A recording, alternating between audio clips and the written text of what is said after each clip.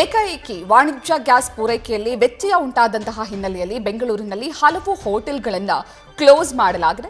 ಇನ್ನು ಕೆಲವು ಹೋಟೆಲ್ಗಳಲ್ಲಿ ಲಿಮಿಟೆಡ್ ಫುಡ್ ಮೆನ್ಯೂ ಲಭ್ಯ. ಇನ್ನು ಲಾಲ್ಬಾಗ್ ರಸ್ತೆಯಲ್ಲಿರುವಂತಹ ದಿ ಫೇಮಸ್ ಎಂಟಿಆರ್ ಹೋಟೆಲ್ನಲ್ಲೂ ಕೂಡ ಈ ಸಮಸ್ಯೆಯಾಗಿದೆ.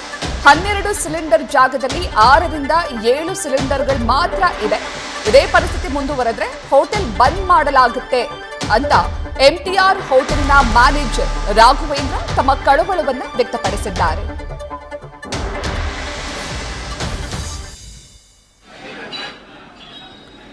ಇನ್ನು ವಾಣಿಜ್ಯ ಸಿಲಿಂಡರ್ ಪೂರೈಕೆಯಲ್ಲಿ ವ್ಯತ್ಯಯ ಉಂಟಾಗಿರುವಂತಹ ಹಿನ್ನೆಲೆಯಲ್ಲಿ ಬೆಂಗಳೂರಿನಲ್ಲಿ ಒಂದೊಂದೇ ಹೋಟೆಲ್ಗಳನ್ನು ಕ್ಲೋಸ್ ಮಾಡಲಾಗ್ತಾ ಇದೆ. ಕೆಲವೊಂದಷ್ಟು ಹೋಟೆಲ್ಗಳಲ್ಲಿ ಇವತ್ತು ಮಧ್ಯಾಹ್ನದ ಊಟ ಮಾತ್ರ ಲಭ್ಯವಿರುತ್ತೆ, ಅದಾದ ನಂತರ ಬಂದ್ ಮಾಡಲಾಗುತ್ತೆ. ಅದೇ ರೀತಿ ಲಾಲ್ಬಾಗ್ ರಸ್ತೆಯಲ್ಲಿರುವಂತಹ MTR hotel Mavalli tiffin room ಅಲ್ಲೂ ಕೂಡ ಸಿಲಿಂಡರ್ ವ್ಯತ್ಯಯ ಇರುವಂತಹ ಹಿನ್ನೆಲೆಯಲ್ಲಿ ಫುಡ್ ಮೆನ್ಯೂ ಅಲ್ಲಿ ಕೆಲವೊಂದಷ್ಟು ಆಹಾರ ಪದಾರ್ಥಗಳನ್ನು ತೆಗೆದುಹಾಕಲಾಗಿದೆ. ಇಷ್ಟು ದಿನ ನೀವು ನೋಡ್ತಾ ಇದ್ದಂತಹ ಫುಡ್ ಮೆನ್ಯೂ ಅಲ್ಲಿ ಇನ್ಮೇಲೆ ಕೆಲವು ಫುಡ್ ಐಟಮ್ಸ್ಗಳು ಮಾತ್ರ ಲಭ್ಯವಿರುತ್ತೆ. ಪರಿಸ್ಥಿತಿ ಏನಾದರೂ ಹೀಗೆ ಮುಂದುವರೆದ್ರೆ ಹೋಟೆಲ್ ಅನ್ನ ಮುಚ್ಚಬೇಕಾಗುತ್ತೆ, ಸದ್ಯಕ್ಕೆ ತಾತ್ಕಾಲಿಕವಾಗಿ ಬಂದ್ ಮಾಡಬೇಕಾಗುತ್ತೆ ಎನ್ನುವಂತಹ ಮಾಹಿತಿಯನ್ನ ಎಂಟಿಆರ್ ಹೋಟೆಲ್ನ ಮ್ಯಾನೇಜರ್ ರಾಘವೇಂದ್ರ ಹೇಳಿದ್ದಾರೆ. ಈ ಒಂದು ಪರಿಸ್ಥಿತಿನ ಹೇಗೆ ನಿಭಾಯಿಸ್ತಾ ಇದ್ದಾರೆ? ಒಂದೊಮ್ಮೆ ಸಂಪೂರ್ಣವಾಗಿ ಗ್ಯಾಸ್ ಪೂರೈಕೆ ಸ್ಟಾಪ್ ಆದ್ರೆ ಯಾವ ರೀತಿ ಕ್ರಮಕ್ಕೆ ಮುಂದಾಗ್ತಾರೆ ಮಾತಾಡ್ಸ್ತಾ ಹೋಗೋಣ. ಸರ್, ಮೊದಲಿಗೆ ಗ್ಯಾಸ್ ಸಪ್ಲೈ ಆಗ್ತಿದ್ದೀರಾ? ಸದ್ಯದ ಮಟ್ಟಿಗೆ ಏನ್ ತೊಂದರೆ ಇಲ್ಲ. ಒಂದ್ 2-3 ದಿವಸ ಆಗುವಷ್ಟಿಗೆ ಏನ್ ತೊಂದರೆ ಇಲ್ಲ, ನಡೀತಾ ಇದೆ. ಅದಾದ್ಮೇಲೆ ಹೆಂಗೆ ಸರ್, ಹೆಂಗ್ ನಿಭಾಯಿಸ್ತೀರಾ?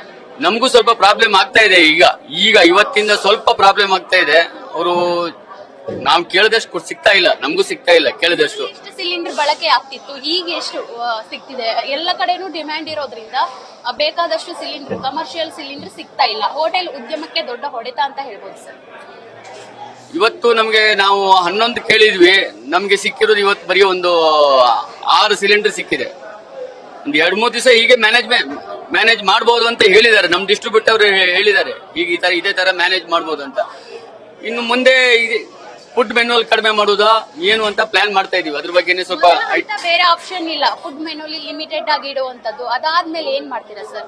ಕೇವಲ ಹೋಟೆಲ್ ಉದ್ಯಮಕ್ಕೆ ಮಾತ್ರ ಹೊಡೆತ ಬೀಳಲ್ಲ, ಗ್ರಾಹಕರಿಗೂ. ಒಂದು ಅಡುಗೆ ಮಾಡೋಕೆ ಬಾರ್ದವರು ಅಡುಗೆ ಅಂದ್ರೆ ಡ್ಯೂಟಿಗೆ ಬರುವಾಗ ಅಡುಗೆ ಮಾಡ್ಕೊಳಕ್ ಆಗಲ್ಲ, ಅಡುಗೆ ಮಾಡ್ಕೊಳ್ಳಕ್ ಬರೋದು ಇಲ್ಲ ಅಂತ ಅವ್ರಿಗೆ ಏನಾಗುತ್ತೆ ಅಂತ. ಜನರಿಗೂ ತೊಂದರೆ ಆಗಬಾರ್ದು. ಯಾಕಂದ್ರೆ ಈಗಿನ ಜನರೇಷನ್ ಸಾಧಾರಣ 80% ಜನ ಹೊರಗಡೆನೆ ತಿನ್ನೋದು. ಹಾಗಾಗಿ ನಾವು ಒಂದು ಲಿಮಿಟೆಡ್ ಐಟಮ್ ಅಂತ ಇಟ್ಬಿಟ್ಟು ಮುಂದುವರ್ಸೋಣ ಅಂತಾನೆ ಮಾಡಿದೀವಿ. ಎಷ್ಟಾಗುತ್ತೋ ಅಷ್ಟು ಮುಂದುವರ್ಸೋಣ ಅಂತಾನೆ ಇದೀವಿ. ಗ್ಯಾಸ್ ಪೂರೈಕೆಯಲ್ಲಿ ಸಮಸ್ಯೆ ಆಗ್ತಿದೆ. ಇದೇ ಪರಿಸ್ಥಿತಿ ಮುಂದುವರೆದ್ರೆ ನಾವು ಲಿಮಿಟೆಡ್ ಮೆನು ಅನ್ನ ಕೊಡ್ತೀವಿ. ಜೊತೆಗೆ 2 ದಿನ ಆದ್ರೆ ಹೋಟೆಲ್ ಬಂದ್ ಮಾಡುವ ಆಪ್ಷನ್ ಬಿಟ್ಟು ಮತ್ತಾವ ಆಪ್ಷನ್ ನಮ್ಗೆ ಕಾಣಿಸ್ತಿಲ್ಲ ಅಂತ ಮಾಹಿತಿಯನ್ನ ನೀಡ್ತಿರೋದು. ಮತ್ತಷ್ಟು ಮಾಹಿತಿಯನ್ನ ನೀಡ್ತಾರೆ ನಮ್ಮ ಪ್ರತಿನಿಧಿ ಸವಿತಾ. ಚಾಮರಾಜಪೇಟೆಯಲ್ಲಿರುವಂತಹ ಪ್ರಕಾಶ್ ಕೆಫೆಯಿಂದ ಲೈವ್ ನಲ್ಲಿ ಕನೆಕ್ಟ್ ಆಗಿದ್ದಾರೆ. ಸವಿತಾ, ಸದ್ಯ ಪ್ರಕಾಶ್ ಕೆಫೆಯಲ್ಲಿ ಪರಿಸ್ಥಿತಿ ಹೇಗಿದೆ? ಅಲ್ಲೂ ಏನಾದ್ರೂ ಸಿಲಿಂಡರ್ ಅಭಾವ ಇದೆಯಾ? ಅಲ್ಲಿನ ಮಾಲೀಕರು ಹೇಳ್ತಿರೋದೇನು? ಪ್ರತೀಕ್ಷಾ, ಈಗಾಗಲೇ ಕಮರ್ಷಿಯಲ್ ಸಿಲಿಂಡರ್ ಪೂರೈಕೆಯಲ್ಲಿ ವ್ಯತ್ಯಯ ಹಿನ್ನೆಲೆಯಲ್ಲಿ ನಗರದ ಪ್ರಮುಖ ಒಂದಿಷ್ಟು ಹೋಟೆಲ್ಗಳು ಈಗಾಗಲೇ ಬಂದ್ ಆಗಿದ್ದಾವೆ. ನಾನು ಚಾಮರಾಜಪೇಟೆಯ ಪ್ರಕಾಶ್ ಕೆಫೆ ಮುಂಭಾಗದಲ್ಲಿದ್ದೀನಿ. ಈ ಕೆಫೆ 1943ರಲ್ಲಿ ಓಪನ್ ಆಗಿರೋದು. ಮೈಸೂರು ಮಹಾರಾಜರು ಕೂಡ ಈ ಒಂದು ಕೆಫೆಗೆ ಭೇಟಿಯನ್ನ ನೀಡಿದ್ರು ಅನ್ನೋ ಮಾಹಿತಿ ಕೂಡ ಇದೆ.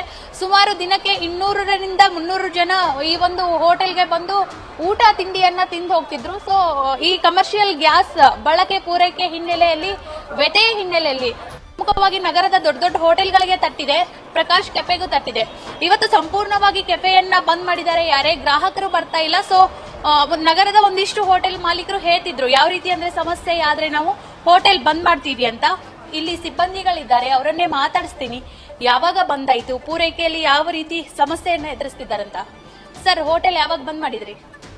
ಇವತ್ತು ಬೆಳಗ್ಗೆಯಿಂದ ಬಂದ್ ಆಗಿದೆ ಮೇಡಮ್. ಯಾಕೆ ಸರ್? Gas problem. ದಿನಕ್ಕೆ ನಮ್ಗೊಂದು 3 ಸಿಲಿಂಡರ್ 5 ಸಿಲಿಂಡರ್ ಒಳಗೆ ಬೇಕಾಗುತ್ತದೆ. ಆ ಸಮಸ್ಯೆಯಿಂದ ಬಂದ್ ಮಾಡಿದ್ವಿ. 1943ರಿಂದ ಹೋಟೆಲ್ ಓಪನ್ ಇರೋದು. ದಿನ ಸಾಕಷ್ಟು ಸಂಖ್ಯೆಯಲ್ಲಿ ಗ್ರಾಹಕರು ಬರ್ತಿದ್ರು. ಇವತ್ತು ಬಂದು ವಾಪಸ್ ಹೋದ್ರ ಹೆಂಗೆ? ಸುಮಾರು ಜನ ಬಂದು ವಾಪಸ್ ಹೋಗಿದ್ದಾರೆ ಮೇಡಮ್. ಯಾಕೆ ಬಂದು ಅಂತ ಕೇಳಿದ್ರೆ ಈ ತರ ಗ್ಯಾಸ್ ಪ್ರಾಬ್ಲಮ್ ಆಗಿರೋದ್ರಿಂದ ಬಂದ್ ಮಾಡಿದೀವಿ ಅಂತ ಹೇಳಿದ್ವಿ madam. Gas supply complete stop ಆಗಿತ್ತ ತಮ್ಗೆ ಹೆಂಗೆ ಸರ್? ಕಂಪ್ಲೀಟ್ ಸ್ಟಾಪ್ ಆಗಿದೆ. ಮೊನ್ನೆ 2 ದಿವಸದಿಂದ 2 ಸಿಲಿಂಡರ್ ಕೊಟ್ಟಿದ್ರು, ಅದು ಬಂದಾಗಿದೆ. ಇವತ್ತಿಂದ ಕೊಡಕ್ಕಾಗಲ್ಲ, 1 ವಾರ ಅಂತ ಹೇಳ್ತಾ ಇದ್ದಾರೆ, ನೋಡ್ಬೇಕು. ಈಗ ಸಿಲಿಂಡರ್ ಬರೋವರೆಗೂ ಹೋಟೆಲ್ ಬಂದಿರುತ್ತೆ. ಹೌದು ಮೇಡಮ್. ಸಿಲಿಂಡರ್ ಸಿಕ್ಕದ್ರೆ ನಾವು ರನ್ನಿಂಗ್ ಆಗ ಸಾಧ್ಯ. ಗ್ರಾಹಕರಿಗೆ ಏನ್ ಹೇಳ್ತಿದ್ದೀರಾ? ಬಂದು ಹೋಗ್ತಿರೋರ್ಗೆ ಕೇಳ್ತಿದ್ದಾರಾ ಹೆಂಗೆ ಏನು ಅಂತ? ಅದೇ ಗ್ಯಾಸ್ ಸರ್ ಹೇಳಿ. ಗ್ಯಾಸ್ ಇಲ್ಲ, ಹೋಟೆಲ್ ಇಲ್ಲ, ಅಷ್ಟೇ. ಏನ್ ಮಾಡ್ತೀರಿ? ಗ್ಯಾಸ್ ಇಲ್ಲ ಅಂದ್ರೆ ಏನ್ ಮಾಡ್ತೀರಿ? ಅಡಿಗೆ ಮಾಡಕ್ಕೆ ಆಗಲ್ಲ. ಹಂಗಾಗಿ ಇಲ್ಲ, ಗ್ಯಾಸ್ ಪರ್ಗಂಟ್ ಇಲ್ಲ. ಸರ್ ಬೇರೆ ಆಪ್ಷನ್ ಏನು ಸಿಗ್ಲಿಲ್ವಾ ಹೋಟೆಲ್ ಬಂದ್ ಮಾಡೋದಕ್ಕೆ? ಆಶ್ಚರ್ಯ ಅಂದ್ರೆ ಸೌದೆಯಲ್ಲಿ ನಮ್ಮ ಮೊದಲು ಆ ಕಾಲದಲ್ಲಿ ಇತ್ತು, ಈಗೆಲ್ಲ ಮುಂದುವರೆದ ಮೇಲೆ ಅವೆಲ್ಲ ಇಟ್ಕೊಂಡಿಲ್ಲ. ಇನ್ನು ಮುಂದಕ್ಕೆ ಮಾಡ್ಬೇಕಾಗುತ್ತೆ ಅಷ್ಟೇ. ಇವತ್ತಿಂದ ಕಂಪ್ಲೀಟ್ ಸ್ಟಾಪ್. ಇವತ್ತಿಂದ ಫುಲ್ ಕಂಪ್ಲೀಟ್ ಸ್ಟಾಪ್ ಆಗಿದೆ. ಸರ್ ಬರೋ ಗ್ರಾಹಕರಿಗೆ ಏನ್ ಹೇಳಿದ್ರಿ? ಯಾವಾಗ ಓಪನ್ ಮಾಡ್ತೀವಿ ಅಂತ ಮಾಹಿತಿ? ಅದು ವಿಶ್ವಾಸ ಆಶ್ವಾಸನೆ ಕೊಡೋಕ್ಕಾಗಲ್ಲ, ಯಾಕಂದ್ರೆ ಅವ್ರು ಕೊಟ್ರೆ ನಾವು ಓಪನ್ ಮಾಡೋಕ್ಕಾಗೋದು. ಅವ್ರು ಫಸ್ಟ್ ಏನಂದ್ರು ಎಲ್ಲ ಬ್ಯಾಲೆನ್ಸ್ ಕ್ಲಿಯರ್ ಮಾಡ್ಬಿಟ್ಟು ನಿಮ್ಗೆ ಎಷ್ಟು ಬೇಕಷ್ಟು ಕೊಡ್ತೀನಿ ಅಂದ್ರು. ಎಲ್ಲ ಕ್ಲಿಯರ್ ಮಾಡ್ಕೊಬಿಟ್ರು. ಆಮೇಲೆ ಕೇಳಿದ್ರೆ ಫಸ್ಟ್ 3 ಸಿಲಿಂಡರ್ ಕೊಟ್ಟರು, ಆಮೇಲೆ 2 ಕೊಟ್ಟರು, ಆಮೇಲೆ ಸಂಪೂರ್ಣ ನಿಲ್ಲಿಸೇಬಿಟ್ರು. ಪ್ರತೀಕ್ಷಾ, ಪ್ರಮುಖವಾಗಿ 2 ದಿನಗಳಿಂದ ಈ ಒಂದು ಕಮರ್ಷಿಯಲ್ ಸಿಲಿಂಡರ್ ಪೂರೈಕೆಯಲ್ಲಿ ವ್ಯತ್ಯಯ ಆಗ್ತಿತ್ತು. ಸೊ ನಮ್ಮ ಡಿಮ್ಯಾಂಡ್ ತಕ್ಕಂಗೆ ಸಿಲಿಂಡರ್ ಬರ್ತಿರ್ಲಿಲ್ಲ. ಸೊ ಇವತ್ತು ಸಂಪೂರ್ಣವಾಗಿ ಸಿಲಿಂಡರ್ ಸಿಗದೆ ಇರೋ ಕಾರಣದಿಂದಾಗಿ ನಾವು ಈ ಒಂದು ಹೋಟೆಲ್ನ ಬಂದ್ ಅನಿವಾರ್ಯ ಪರಿಸ್ಥಿತಿಯಲ್ಲಿ ಬಂದ್ ಮಾಡುವಂತಹ ಸಿಚುವೇಶನ್ ಅಲ್ಲಿ ಇದ್ದೀವಿ. ಜೊತೆಗೆ ಬರ್ತಿರುವಂತಹ ಗ್ರಾಹಕರಿಗೂ ಕೂಡ ಇಂಥದ್ದೊಂದು ಸಮಸ್ಯೆ ಆಗಿದೆ ಅಂತ ಹೇಳಿ ಕಳಿಸ್ತಾ ಇದ್ದೀವಿ ಅನ್ನೋದು ಇಲ್ಲಿಯ ಹೋಟೆಲ್ ಸಿಬ್ಬಂದಿಗಳು ಹೇಳ್ತಾ ಇರುವಂತದ್ದು. ಪ್ರತೀಕ್ಷಾ. ಸವಿತಾ, ತಾತ್ಕಾಲಿಕವಾಗಿ ಹೋಟೆಲ್ ಅನ್ನ ಬಂದ್ ಮಾಡಲಾಗಿದೆ ಸಿಲಿಂಡರ್ ಪೂರೈಕೆ ವ್ಯತ್ಯಾಸ ಹಿನ್ನೆಲೆಯಲ್ಲಿ. ಮತ್ತೆ ಯಾವಾಗ ಓಪನ್ ಆಗುತ್ತೆ ಹಾಗಾದ್ರೆ ಈ ಹೋಟೆಲ್ಗಳು? ಪ್ರಕಾಶ್ ಕೆಫೆ ಆಗಿರ್ಬೋದು ಅಥವಾ ಬೆಂಗಳೂರಿನಲ್ಲಿ ಸದ್ಯಕ್ಕೆ ಬಂದಾಗಿರುವಂತಹ ಹೋಟೆಲ್ಗಳಾಗಿರ್ಬೋದು, ಇವೆಲ್ಲ ಮತ್ತೆ ಯಾವಾಗ ರೀಓಪನ್ ಆಗುತ್ತೆ? ಯಾವಾಗ ಸಮಸ್ಯೆ ಸರಿ ಹೋಗುತ್ತೆ? ಪ್ರತೀಕ್ಷಾ, ಪ್ರಮುಖವಾಗಿ ಹೋಟೆಲ್ಗಳು ಸಿಲಿಂಡರ್ ಅನ್ನ ಸ್ಟಾಕ್ ಇಟ್ಕೊಂಡಿರ್ತಾರೆ. ಅಂದ್ರೆ ಒಂದು 2 ದಿನಕ್ಕೆ ಆಗೋ ರೀತಿ ಯಾವುದೇ ಸಮಸ್ಯೆ ಆಗದೆ ಇರೋ ರೀತಿ ಮುಂಜಾಗ್ರತವಾಗಿ ಈಗ ಸಿಲಿಂಡರ್ ಅಭಾವದಿಂದ ಅಲ್ಲ, ಸೊ ಇಟ್ಕೊಂಡಿರ್ತಾರೆ. ಈಗೇನಾಗಿದೆ ಅಂದ್ರೆ ಕಳೆದ 2 ದಿನಗಳಿಂದ ಸಿಲಿಂಡರ್ ಪೂರೈಕೆಯಲ್ಲಿ ಅಂದ್ರೆ ಇವರ ಡಿಮ್ಯಾಂಡ್ ತಕ್ಕಂಗೆ ಸಿಲಿಂಡರ್ ಪೂರೈಕೆ ಆಗ್ತಿಲ್ಲ. 1-2 ಕೊಟ್ಟು ಸುಮ್ಮನೆ ಆಗ್ತಾ ಇದ್ದಾರೆ. ಸೊ ಇಂದು ಅದು 1-2 ಅದು ಕೂಡ ಸಿಗ್ತಾ ಇಲ್ಲ. ಸೊ ನಗರದ ಪ್ರಮುಖ ಹೋಟೆಲ್ಗಳು, ಇದು ಆಘಾತಕಾರಿ ವಿಚಾರ ಅಂತ ಹೇಳ್ಬೋದು. ಸಣ್ಣ ಪುಟ್ಟ ಹೋಟೆಲ್ ಹೆಂಗೋ ಮ್ಯಾನೇಜ್ ಮಾಡ್ತಾ ಇದ್ದಾರೆ. ನಗರದ ಪ್ರಮುಖ ಹೋಟೆಲ್ಗಳು ಬಂದ್ ಮಾಡಿದಾವೆ. ಬಂದ್ ಮಾಡುವಂತಹ ಪರಿಸ್ಥಿತಿ ಬಿಟ್ಟು ಮತ್ಯಾವುದು ನಮ್ಗೆ ಆಪ್ಷನ್ ಇಲ್ಲ. ಲಿಮಿಟೆಡ್ ಮೆನು ಪ್ರಿಪೇರ್ ಮಾಡಿದ್ವಿ, ಅಂದ್ರೆ ಮೆನು ಲಿಸ್ಟ್ ಅನ್ನ ನಾವು ತುಂಬಾ ಕಡಿಮೆ ಮಾಡಿದ್ವಿ. ಆಯಿಲ್ ಐಟಮ್ ಫ್ರೈ ಮಾಡೋದನ್ನ ಅದನ್ನು ಕೂಡ ಕಡಿಮೆ ಮಾಡಿದ್ವಿ. ಜೊತೆಗೆ ಗ್ರಾಹಕರಿಗೆ ಯಾವುದೇ ಸಮಸ್ಯೆ ಆಗಬಾರ್ದನ್ನೋ ನಿಟ್ಟಿನಲ್ಲಿ ಲಿಮಿಟೆಡ್ ಫುಡ್, ಬಂದವರು ಹೊಟ್ಟೆ ತುಂಬಾ ತಿಂದು ಹೋಗ್ಲಿ ಅನ್ನೋ ನಿಟ್ಟಿನಲ್ಲಿ ಲಿಮಿಟೆಡ್ ಫುಡ್ ಮಾಡಿದ್ವಿ. ಈಗ ಸಿಲಿಂಡರ್ ಇಲ್ಲದೆ ಇರೋ ಕಾರಣದಿಂದಾಗಿ ನಾವು ಕಂಪ್ಲೀಟ್ ಆಗಿ ಸ್ಟಾಪ್ ಮಾಡುವಂತಹ ಪರಿಸ್ಥಿತಿ ನಿರ್ಮಾಣವಾಗಿದೆ. ಜೊತೆಗೆ ನಮಗೆ ಯಾವಾಗ ಸಿಲಿಂಡರ್ ಸಿಗುತ್ತೆ ಆವಾಗ ಮತ್ತೆ ನಾವು ಹೋಟೆಲ್ ಓಪನ್ ಮಾಡ್ತೀವಿ ಅನ್ನೋ ಮಾಹಿತಿ ಇಲ್ಲಿ ಅವರು ನೀಡ್ತಿರುವಂತದ್ದು. ಪ್ರತೀಕ್ಷಾ. ಥ್ಯಾಂಕ್ ಯು ಸವಿತಾ ಡೀಟೇಲ್ಸ್ಗೆ. ಯುದ್ಧದ ಬಿಸಿ ಸದ್ಯ ಹೋಟೆಲ್ ಉದ್ಯಮಕ್ಕೂ ತಟ್ಟಿದೆ. ಬೆಂಗಳೂರಿನಲ್ಲಿ ದಿನನಿತ್ಯ ಲಕ್ಷಾಂತರ IT ಉದ್ಯಮಿಗಳಾಗಿರ್ಬೋದು, ವಿದ್ಯಾರ್ಥಿಗಳಾಗಿರ್ಬೋದು ಅಥವಾ ದಿನಗೂಲಿ ನೌಕರರಾಗಿರ್ಬೋದು ಹೋಟೆಲ್ ಊಟವನ್ನೇ ನಂಬಿಕೊಂಡು ಜೀವನ ಮಾಡ್ತಿರ್ತಾರೆ. ಸದ್ಯ ಇವಾಗ ಹಲವು ಹೋಟೆಲ್ಗಳು ಬಂದಾಗ್ತಾ ಇದೆ. ಮತ್ತೊಂದು ಕಡೆ PGಗಳಲ್ಲೂ ಕೂಡ ಆಹಾರದ ವ್ಯತ್ಯಯ ಉಂಟಾಗ್ತಾ ಇದೆ. ದೇವಸ್ಥಾನಗಳಿಗೂ ಕೂಡ ಈ LPG ಸಿಲಿಂಡರ್ ವ್ಯತ್ಯಯ ತಟ್ಟಿದ್ದು ಅಲ್ಲೂ ಕೂಡ ದಿನನಿತ್ಯ ನೀಡುವಂತಹ ಅನ್ನ ಪ್ರಸಾದದ ವ್ಯವಸ್ಥೆಯನ್ನ ಸ್ಥಗಿತಗೊಳಿಸುವಂತಹ ಸಾಧ್ಯತೆ ಇದೆ. ಹಾಗಾಗಿ ಬಹಳಷ್ಟು ಜನರಿಗೆ, ಅಂದ್ರೆ ಊರನ್ನ ಬಿಟ್ಟು ಬೆಂಗಳೂರಿಗೆ ಬಂದು ಉದ್ಯಮವನ್ನ ಮಾಡ್ತಾ ಇರುವಂತವರು, PGಗಳಲ್ಲಿರುವಂತಹ ವಿದ್ಯಾರ್ಥಿಗಳು, ಇವರೆಲ್ಲರಿಗೂ ಕೂಡ ಆಹಾರದ ಸಮಸ್ಯೆ ಆಗುತ್ತೆ.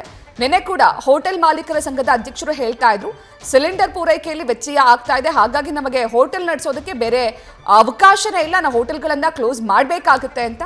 ಹಾಗೆ ಇವತ್ತು ಬೆಳಗ್ಗಿನಿಂದ ಬೆಂಗಳೂರಿನಲ್ಲಿರುವಂತಹ ಅನೇಕ ಹೋಟೆಲ್ಗಳು ನ್ಯೂಸ್ ಫಸ್ಟ್ ನಿರ್ಭೀತಿಯಿಂದ ನಿಮ್ಮ ಪರವಾಗಿ.